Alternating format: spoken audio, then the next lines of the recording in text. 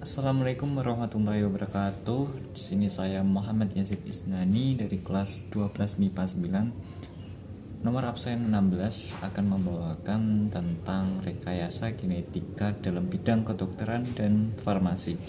Langsung saja ke materinya.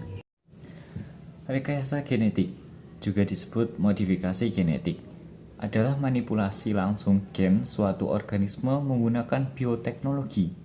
Hal ini merupakan suatu set teknologi yang digunakan untuk mengubah susunan genetik dari sel, termasuk transfer gen-gen yang berada dan melintasi batas-batas spesies untuk menghasilkan organisme yang meningkat.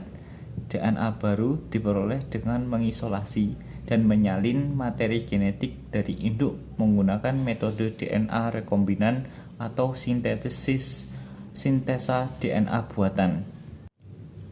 Sudah lama rekayasa genetika dikembangkan untuk mengatasi penyebaran penyakit.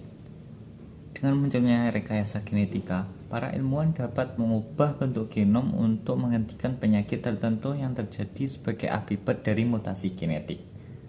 Saat ini, dalam bidang kesehatan, rekayasa genetika digunakan dalam memerangi penyakit seperti cystic fibrosis, diabetes, penyakit paru obstruktif, kanker, dan beberapa penyakit lainnya.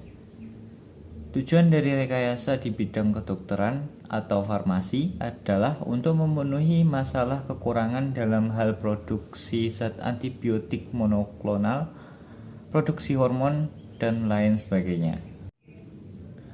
Selanjutnya adalah bagian langkah-langkah pembuatan rekayasa genetika dalam bidang kedokteran dan farmasi. Dan salah satu contohnya adalah pembuatan insulin. Di sini ada plasmid dari bakteri Escherichia coli dan juga DNA dari pankreas manusia. Di sini DNA dari pankreas dipotong oleh enzim restriksi, dipotong di bagian DNA yang dikandung, DNA yang mengkode pembuatan insulin tersebut. Dan di sini juga plasmid dipotong, keduanya setelah dipotong digabungkan oleh enzim ligase, seterusnya dimasukkan kembali ke dalam bakteri, dan bakteri bisa cloning menjadi banyak, menjadi insulinnya menjadi banyak. Selanjutnya contoh produk dari rekayasa genetika bidang kedokteran dan farmasi. Pertama antibiotik, yang kedua insulin sintesis, yang ketiga antibiotik monoklonal, 4 terapi gen, 5 interferon, 6 vaksin, dan lain sebagainya. Selanjutnya manfaat.